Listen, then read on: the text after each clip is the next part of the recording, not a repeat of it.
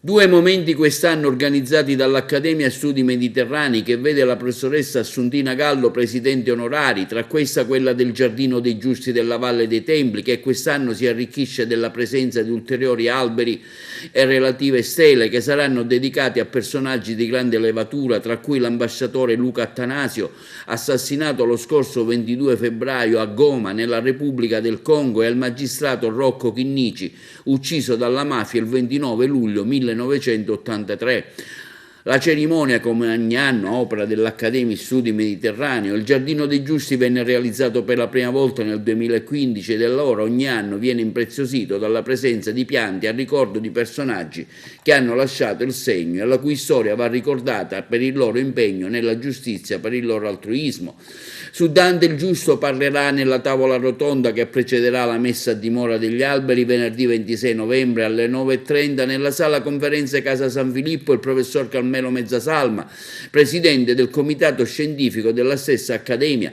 Dopo di lui il professor Don Alessandro Andreini, docente di Regius Studis presso la Gonzaga Università di Firenze, rievocherà la figura di Luca Attanasio, mentre la dottoressa Caterina Chinnici, deputata al Parlamento europeo e titolare della Commissione per le libertà civili, la giustizia e gli affari intemi e presidente dell'intergruppo per i diritti dei minori, figlia del giudice assassinato, parlerà della figura del padre. Nel Giardino dei Giusti entreranno anche due marescialli, uno della Guardia di Finanza e uno dei Carabinieri, morti infoibati nell'autunno 1943 gridando «Viva l'Italia!». Si tratta del maresciallo a Reali Carabinieri Torquato Petracchi e del maresciallo della Regia Guardia di Finanza Antonio Farinatti. Infine, un albero e la relativa stele saranno dedicati ai coniugi Jacob ed Elisabeth Kunzler. Essi, durante la Prima Guerra Mondiale, assistettero allo sterminio degli armeni ad Ufra.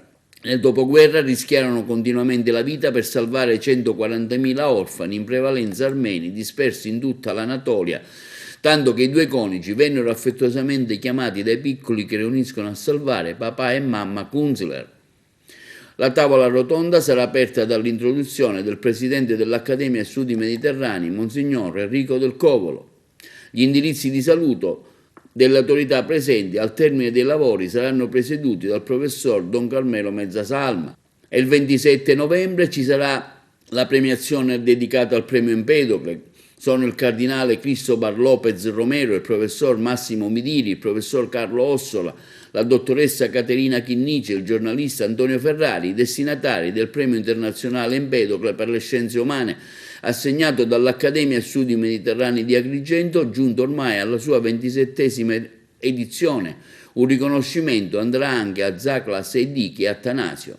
I premi saranno consegnati sabato 27 nei locali del Collegio dei Padri Filippini in via Atenea. La cerimonia sarà introdotta da Monsignor Enrico del Covolo, presidente dell'Accademia Studi Mediterranei. Al saluto all'autorità seguiranno gli interventi della professoressa Assuntina Gallo Affitto, presidente onorario, all'arcivescovo di Agrigento Monsignor Damiano, dell'assessore regionale Roberto Lagalla, del presidente del comitato scientifico Don Carmelo Mezzasalma e del console onorario della Repubblica di Armenia Petro Kuchikian, nonché di tutti i premiati.